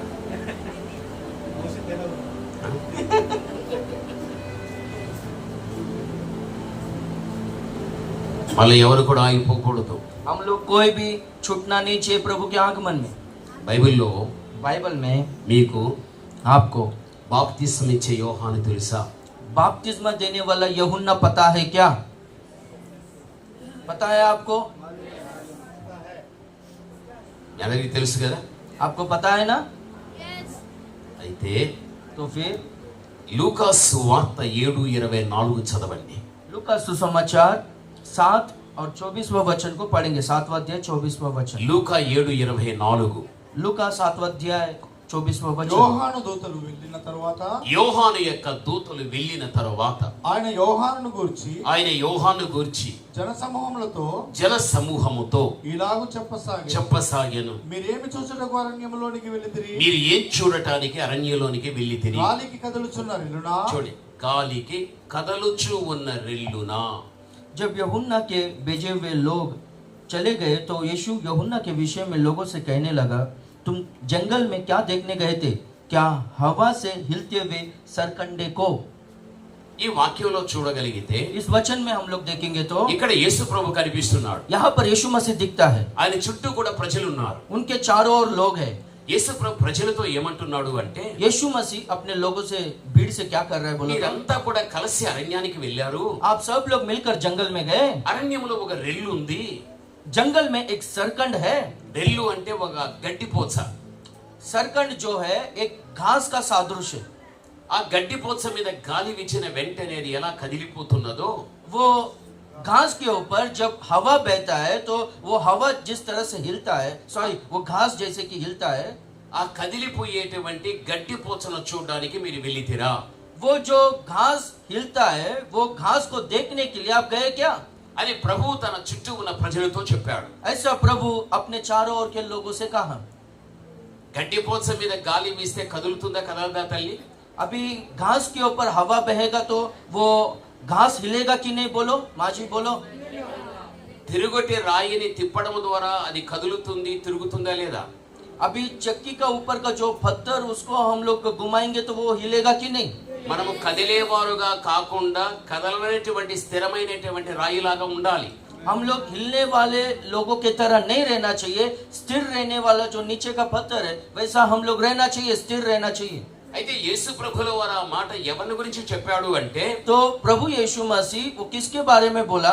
యోహాను గురించి చెప్పాడు. यूहन्ना के बारे में बोला. బాప్తిస్మం ఇచ్చే యోహాను. बपतिस्मा देने वाला यूहन्ना. యోహాను ఎవరో కాదు, यूहन्ना और कोई दूसरा नहीं. అరణ్యములో గాలికి ఇటు అటు కదిలిపోయే గడ్డి లాంటి వ్యక్తి. जंगल में हवा के द्वारा इधर उधर हिलने वाले घास के समान है. యేసు ప్రభుల వారి అంతమంది ప్రజల దగ్గర యోహాన్ని పెట్టుకొని యోహాను కదిలిపోయాడు అని చెప్పాడు. प्रभु यीशु मसीह उतने सारे लोगों के बीच में यूहन्ना के बारे में कहता है कि वो घास की तरह हिलने वाला है. యోహాను కదిలిపోలేదే. यूहन्ना हिला नहीं ना. యోహాను చాలా మంచివాడు, यूहन्ना बहुत ही अच्छा व्यक्ति है. మారు మనసు పొందడని బోధించిన వాడు, वो मन फिराओ बोलकर प्रचार किया हुआ व्यक्ति है. పరలోక రాజ్యం సమీపిస్తుందని చెప్పిన వాడు, स्वर्ग का राज्य निकट है बोलकर कहा हुआ व्यक्ति నా है. వెనకొచ్చే యేసుక్రీస్తు నాకంటే గొప్పవాడని చెప్పిన వాడు. मेरे पीछे जो मसीह आने वाला है वो मुझसे भी महान है कहा है. యోహాను యేసుక్రీస్తుకు బాప్తిసం ఇచ్చేటప్పుడు యేసుక్రీస్తు గురించి పరలోకం నుంచి వచ్చిన స్వరం ఏంటి తెలుసా? जब बपतिस्मा देने वाला यूहन्ना यीशु मसीह को बपतिस्मा दे रहा था तो स्वर्ग से क्या आवाज आया पता है आपको? ఈయన నా ప్రియ కుమారుడు, నేను ఈయనందు ఆనందించెదను. ये मेरा प्रिय पुत्र है, मैं इससे प्रसन्न हूँ कहता है.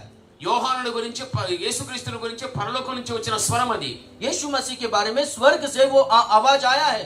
ఒక పర్యాయం యేసుక్రీస్తు ఒక రహదారిలో వెలుచు ఉన్నప్పుడు एक समय में यीशु मसीह जब एक मार्ग में जा रहा था, యోహాను శిష్యులతో యోహాన్ అంటున్నాడు, यूहन्ना अपने चेलों से कहता है, ఆ రహదారిలో వెలుచున్న ఈ వ్యక్తి ఎవరు తెలుసా? ये मार्ग में जाने वाला व्यक्ति कौन है मालूम है? ఈయన లోక పాపాన్ని మోసుకుని వెళ్ళే దేవుని గొర్రె పిల్ల. ये पूरा संसार के पाप को अपने ऊपर उठाने वाला परमेश्वर का मेमना है. యోహాను యేసుక్రీస్తుని గురించి విన్నాడు, यूहन्ना यीशु मसीह के बारे में सुना, యోహాను యేసుక్రీస్తుని గురించి చెప్పాడు. यूहन्ना यीशु मसीह के बारे में बोला. ఎంత స్థిరమైన వాడు! वो कितना स्थिर है देखो.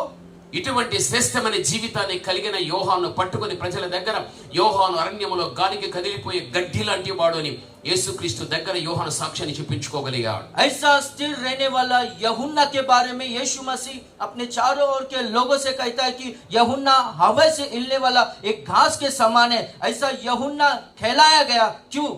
ఎందుకు దేవుడు ఆ మాట చెప్పగలిగాడు? क्यों प्रभु ने यूहन्ना के बारे में ऐसा कहा? హేరోదు ద్వారా యోహానుకి శ్రమలు వచ్చేసాయి. हेरोद के द्वारा यूहन्ना को क्लेश आया వెంటనే తన శిష్యులు పిలిపించాడు. और तुरंत अपने चेलों को बुलवाया. శిష్యులారా, चेलो మీరు ప్రభు దగ్గరికి వెళ్ళండి. आप प्रभु के पास जाओ యోహానైన నేను ఏదైతే చెబుతున్నానో और जो मैं यूहन्ना जो कहता हूँ वो అదే जाकर మాట बोलो. మీరు ప్రభుకి వెళ్ళి చెప్పండి. वही जाकर प्रभु को बोलो. రాబోయేవాడవు నీవేనా, आने वाला जो व्यक्ति है तू ही है क्या, లేక మరో వ్యక్తి కోసమే కనిపెట్టాలా? या फिर दूसरे व्यक्ति के लिए हम लोग को राह देखना है? యోహానైన నేను ఈ మాట అడుగుచున్నట్లుగా మీరు వెళ్ళి ఆ ప్రభుతో చెప్పండి. मैं पूछ रहा हूँ बोलकर जाकर बोलो कि यूहन्ना पूछ रहा है इस बात को. యోహాను శిష్యులు వెళ్ళిపోయారు. और यूहन्ना के चेले गए. ప్రభువా, మేము యోహాను శిష్యులం, प्रभु हम लोग यूहन्ना के चेले हैं యోహాను పంపగా మేము రాగలిగాం. और यूहन्ना ने भेजा इसलिए हम लोग आया. యోహాను మిమ్మల్ని ఈ విధంగా అడగమని చెప్పగలిగాడు. यूहन्ना इस तरह से पूछने के लिए भेजा. రాబోయేవాడవు నీవేనా, లేక మరో వ్యక్తి కోసమే కనిపెట్టాలా? आने वाला मसीहा तू है या फिर कोई और है?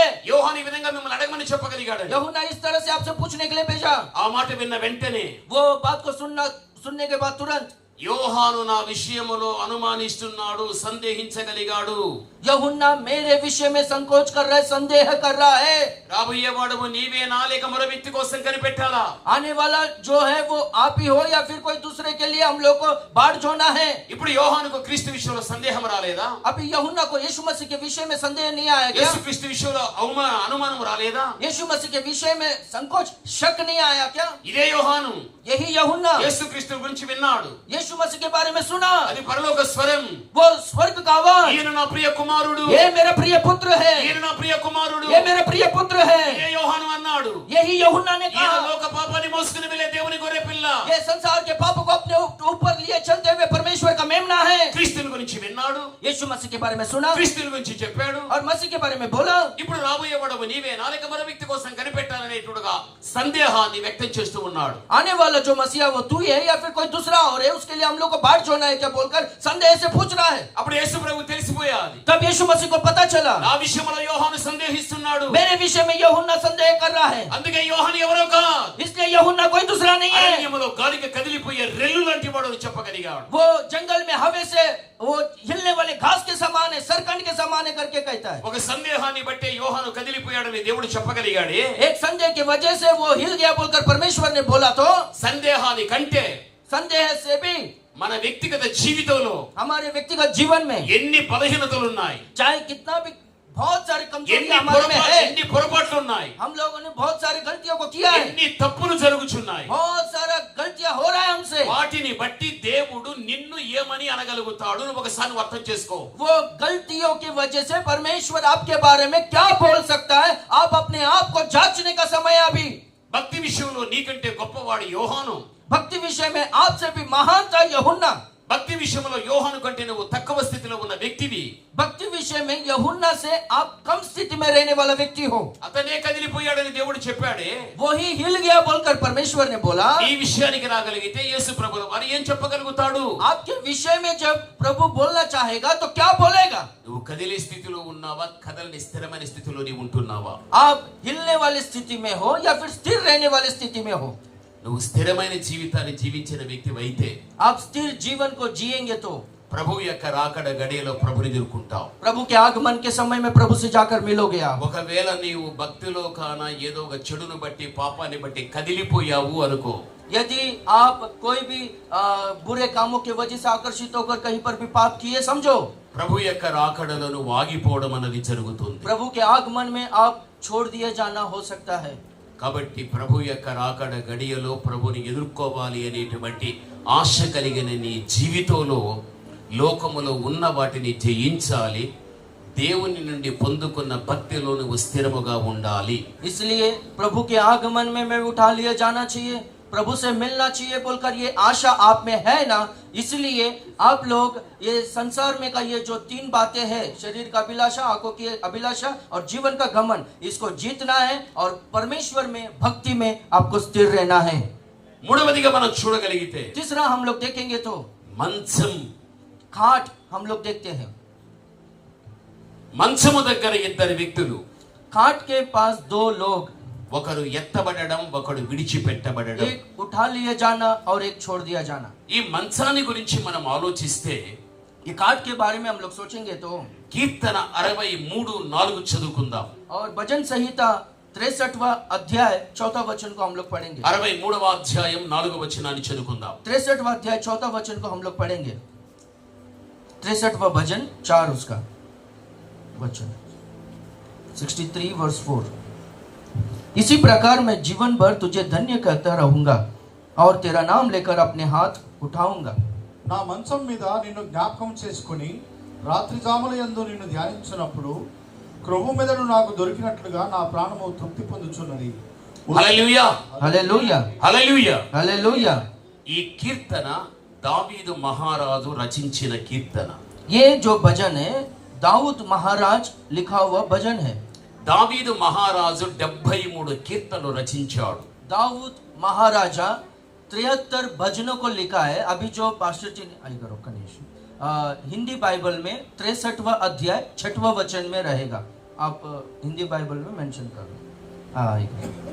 దావీదు 73 కీర్తనలు రచించాడు. और दाऊद जो है 73 भजनों को लिखा है। ఆసాపు 12 కీర్తనలు రచించాడు. और आसाफ जो है 12 भजनों को लिखा है। కొరహు యొక్క కుమారులు 10 కీర్తనలు రచించారు. और कोरह के संतान 10 भजन को लिखे हैं। సొలొమోను 2 కీర్తనలు రచించాడు. और सुलेमान जो है 2 भजन को लिखा है। మోషే 1 కీర్తన రచించాడు. और मूसा 1 भजन को लिखा है। హేమాను 1 కీర్తన రచించాడు. हेमान 1 भजन को लिखा है।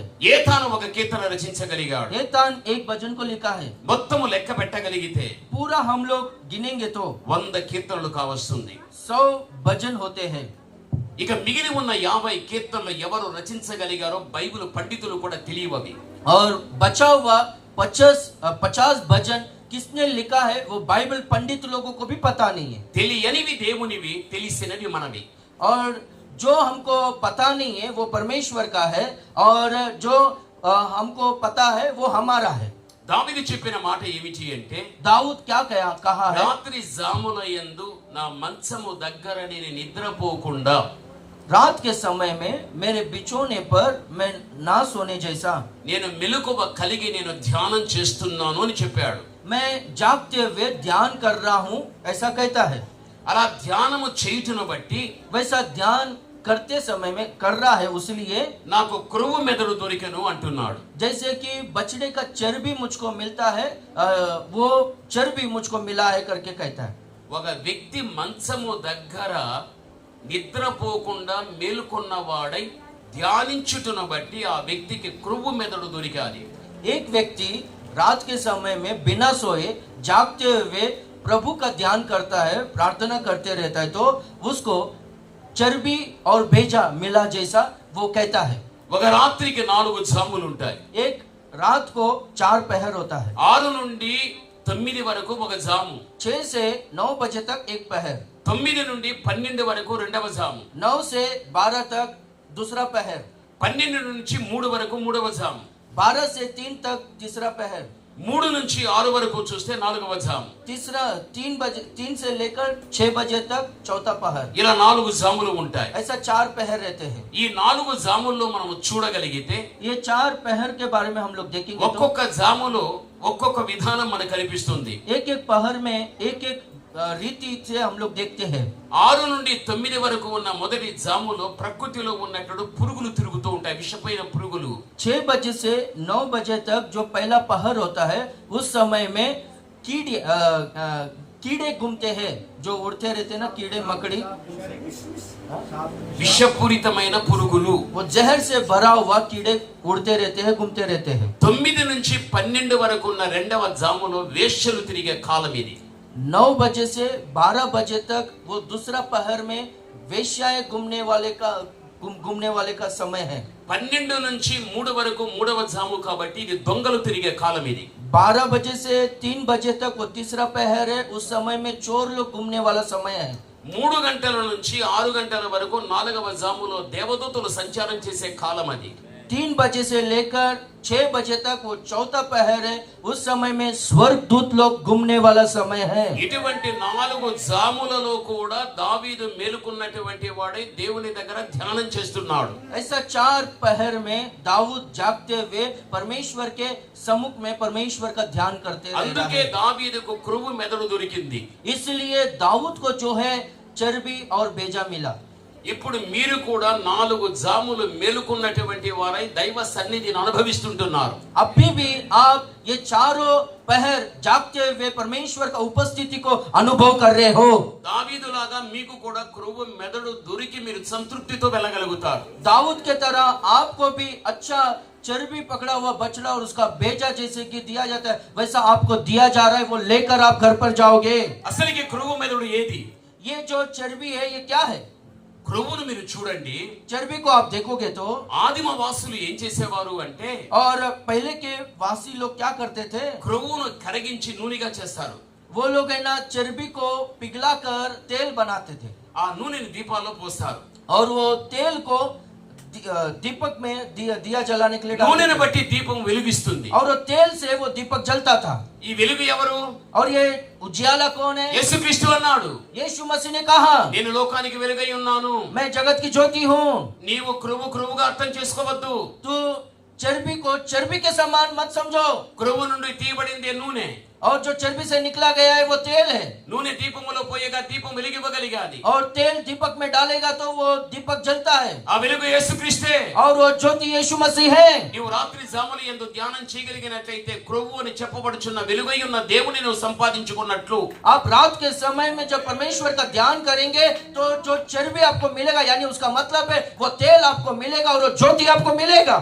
బైబిల్ అదే చెబుతూ ఉంది. बाइबल वही कहता है। రెండవదిగా మెదడు దొరికెను.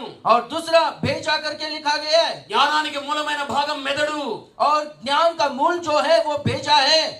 దావీదు మహారాజు కూడా దైవ జ్ఞానాన్ని సంపాదించుకున్నాడు. पर दाऊद महाराज परमेश्वर का ज्ञान को प्राप्त किया है।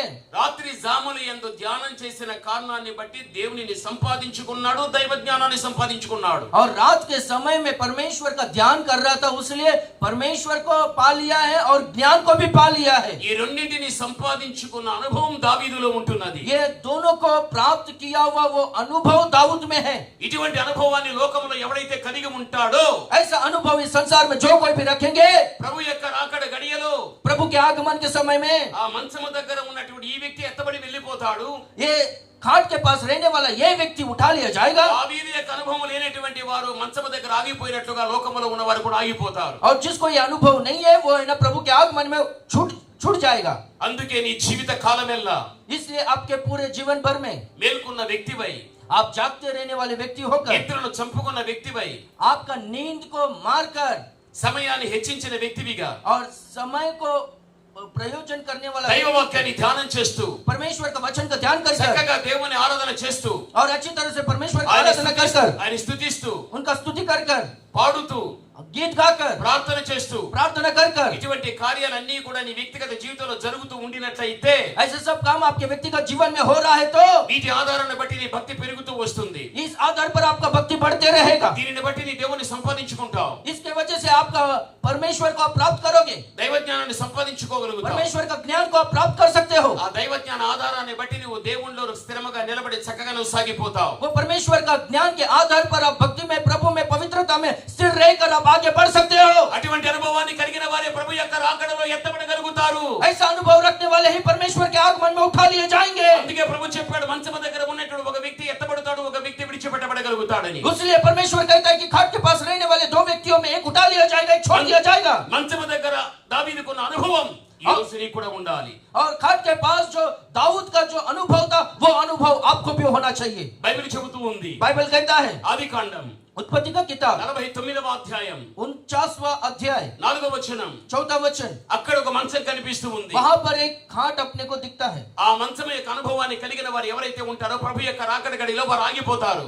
और वैसा खाट का अनुभव जिसमें दिखता है, वो प्रभु के आगमन में छोड़ दिए जाएंगे। ఆదికాండం 49:4.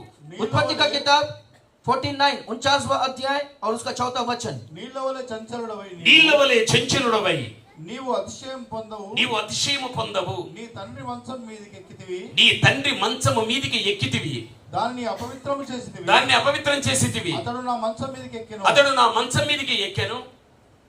షిమియో तू जो जल के समान उबलने वाला है, इसलिए दूसरों से श्रेष्ठ ना ठहरेगा, क्योंकि तू अपने पिता की खाट पर चढ़ा, तब तूने उसको अशुद्ध किया, वह मेरे बिछौने पर चढ़ गया। ఇక్కడ యాకోబు यहाँ पर याकूब తన పెద్ద కుమారుడైనటువంటి రూబేనును గురించి చెప్పేటువంటి మాట ఇది. अपना जेठा पुत्र रूबेन के बारे में कहता है ये बात। రూబేను నీవెవడివో కాదు, रूबेन तू कोई दूसरा नहीं है, నీ తండ్రి యొక్క మంచాన్ని నీవు ఎక్కితివి, तू अपने पिता के खाट पर तू चढ़ा, నీవు దాన్ని అపవిత్రం చేసేసావు. तू उसको अपवित्र कर दिया। రూబేను తండ్రి ద్వారా చెప్పించుకున్న మాటలు ఇవి. रूबेन पिता के द्वारा इस बातों को कहला के लिया है। యాకోబుకు మంచం ఉంది, याकूब को एक खाट है, ఆ మంచం మీద యాకోబు ఎక్కాలి. वो खाट पर याकूब भी चढ़ना है, అయితే ఆ మంచం మీద రూబేను ఎక్కేశాడు. पर वो खाट के ऊपर रूबेन चढ़ा ఎక్కి ఆ మంచాన్ని అపవిత్రం చేసేశాడు. और वो खाट के ऊपर चढ़कर वो खाट को अपवित्र कर दिया। ఏంటి దీని అర్థం? इसका अर्थ क्या है? యాకోబు దగ్గర ఉన్నటువంటి తన ఉపపత్ని అయినటువంటి బిల్హాను యాకోబు ఉంచుకున్నాడు.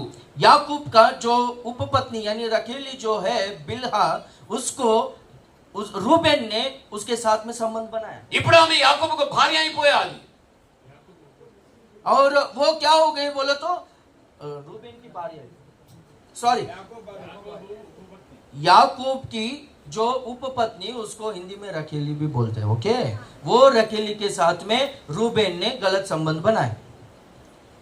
మళ్ళీ చూతా వినాలి. मैं फिर से कहता हूँ, యాకోబు ఉపపత్నిని ఉంచుకున్నాడు.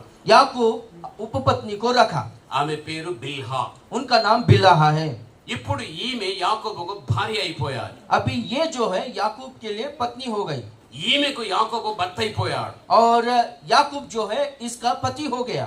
ఇప్పుడు ఈమె రూబేనుకు తల్లి అయిపోయాది. अभी ये जो है रूबेन के लिए माँ हो गई है। ఇప్పుడు బిల్హాకు రూబేను కొడుకు అయిపోయాడు. अभी बिला को रूबेन जो है बेटा हुआ।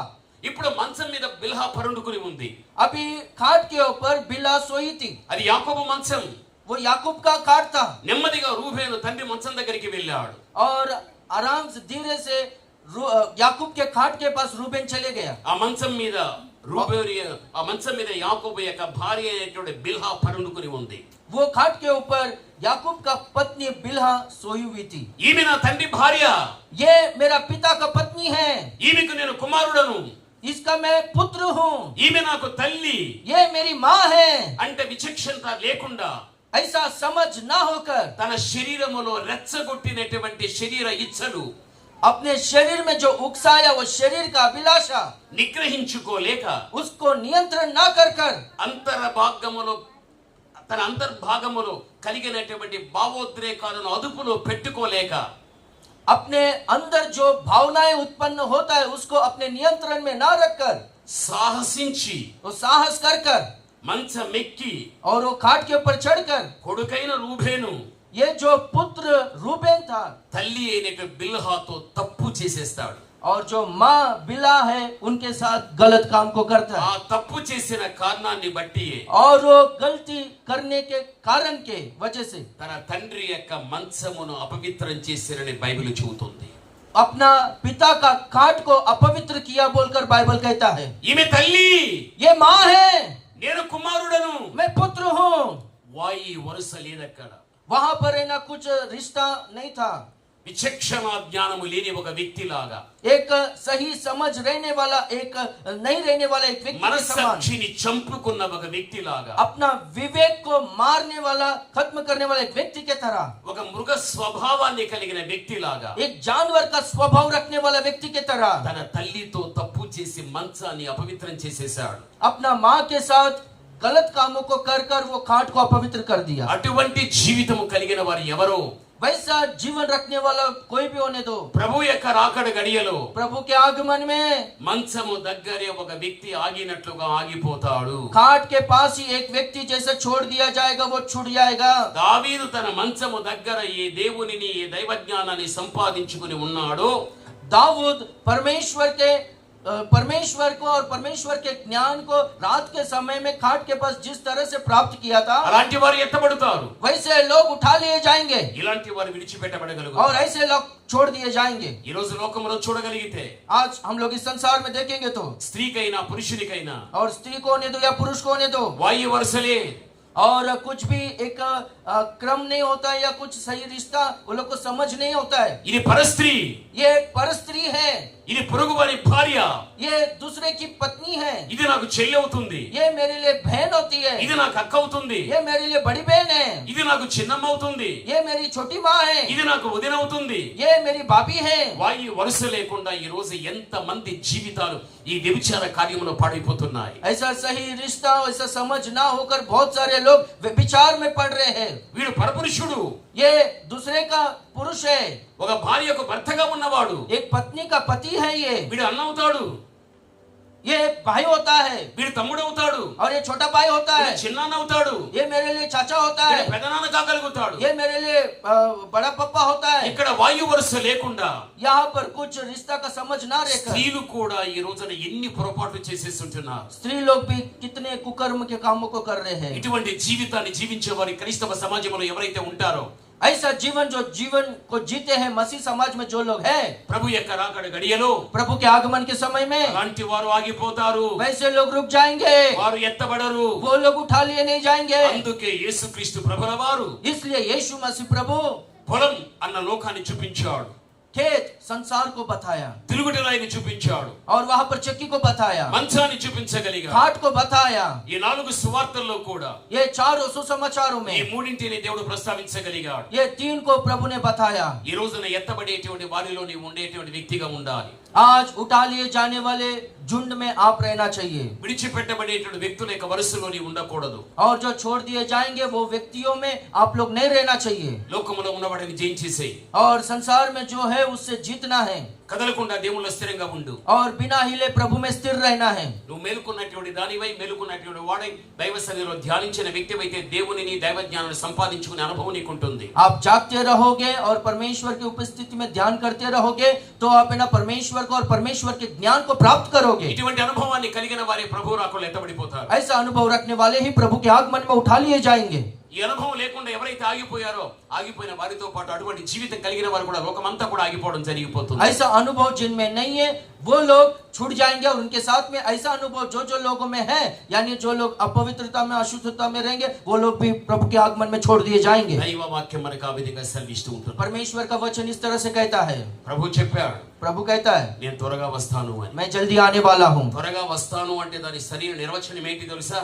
जल्दी आने वाला हूँ, उसका असल अर्थ, वो शब्द का अर्थ क्या है पता है? ఆయన ఆలస్యము చేయకుండా వస్తాడు అని దాని అర్థం. वो विलंब किए, बिना देरी किए वो आ रहा है, उसका अर्थ ये है। అనేక మంది వ్యక్తులు చెబుతారు, बहुत सारे लोग कहते हैं ఈ సంవత్సరం దేవుడు వస్తాడు, इस साल प्रभु आएगा, మరో సంవత్సరంలో వచ్చేస్తాడు. और एक साल दूसरे साल में ఈ आएगा। సృష్టి ఉండేది 5 సంవత్సరాలే, 10 సంవత్సరాలే, 20 సంవత్సరాలే మనిషికి నోటికి వచ్చి చెప్పేస్తూ ఉంటారు. और मनुष्य को जैसा आता है वैसा बोलते रहते कि और 5 साल में 10 साल में ये सृष्टि नहीं रहेगा बोलकर।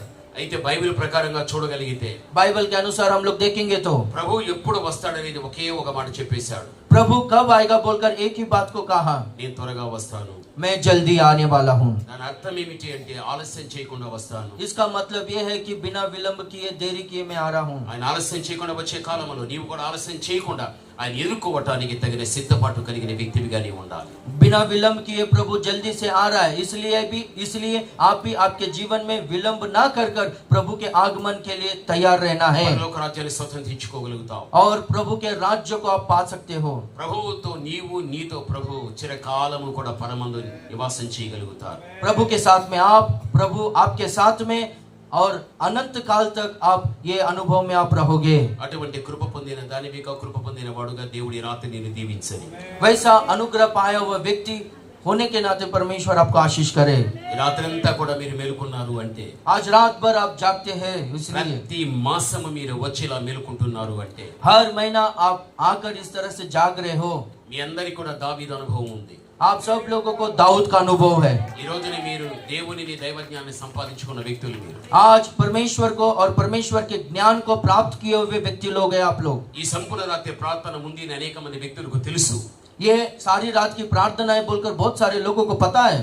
మీకు తెలిసి వచ్చినట్లుగా కొంతమందికి తెలిసి రాలేక వారందరూ నిద్రాసక్తిలో ఉంటున్నారు. आपको पता होकर, मालूम होकर आप आए, पर वो लोगों को मालूम रहकर भी वो लोग नहीं आए, वो लोग नींद में हैं अभी। వారు ప్రభుని సంపాదించుకోలేని పరిస్థితి, वो लोग प्रभु को प्राप्त नहीं कर पा रहे हैं। మీరు ప్రభుని సంపాదించుకుని వెళ్ళేటువంటి వ్యక్తులు మీరు. आप प्रभु को प्राप्त कर जाने वाले व्यक्ति लोग हो। ప్రతి మాసం हर महीना, ప్రతి మాసము జరిగేటువంటి సంపూర్ణ రాత్రి ప్రార్థనలో నీ హ- ఇంట్లో ఎంత మందిని వదిలిపెట్టి వచ్చావో వారిని కూడా నీతో పాటు వెంట పెట్టుకొని నువ్వు రావటానికి ప్రయత్నించాలి. हर महीना ये सारी रात की प्रार्थना में, जैसे कि आप आए हो, आपके साथ में आपका पूरा परिवार को लेकर आप हर महीना सारी रात की प्रार्थना में आइएगा। ఎందుకు చెబుతాను తెలుసా? क्यों मैं बोल रहा हूँ पता है? ప్రభు రాగలిగితే जब प्रभु आएगा, నీ ఇంట్లో నిద్రపోయే వాళ్ళు ఇక్కడే ఉంటారు. आपके घर में सोने वाले लोग यहीं पर रह जाएंगे। నీవు ఇక్కడ వచ్చి మేలుకున్నటువంటి నీవు మాత్రం ప్రభుని ఎదుర్కోవడం జరుగుతుంది. यहाँ पर आकर आप जाग रहे हो ना, जागरण कर रहे हो, तो आप है ना प्रभु के पास उठा लिए जाओगे। ఈ కడవరి రోజుల్లో ఎవరిని కూడా నిద్రపుచ్చకూడదు. ये आखिरी दिनों में किसी को भी नींद में नहीं रहना है। వారికి మేల్కొల్పును కలిగించి उनको जागरण दिलाना है, उनको उठाना है। నువ్వు వచ్చే స్థలానికి రావాలి. आप जहाँ पर जो स्थान में आते నీవు हैं ఉన్న उनको भी స్థలంలో लेकर వారిని आना। కూడా ఉండనివ్వాలి. जहाँ पर आप रह रहे हो उनको भी वहाँ पर रहना నీవు जैसे ఇక్కడ करना है। ఎటువంటి అనుభవాన్ని పొందుతున్నావు ఆ అనుభవం వారికి కూడా వచ్చేటట్టుగా చేయాలి. जो अनुभव आप पा रहे हो वो अनुभव वो लोग भी पाने जैसा करना है। అప్పుడే तभी కుటుంబ సమేతంగా परिवार के साथ में, ప్రభు రాకడలో प्रभु के आगमन में ఎత్తబడి పరలోకానికి వెళ్ళిపోగలుగుతారు. आप उठा लिए जाओगे और स्वर्ग में जाओगे।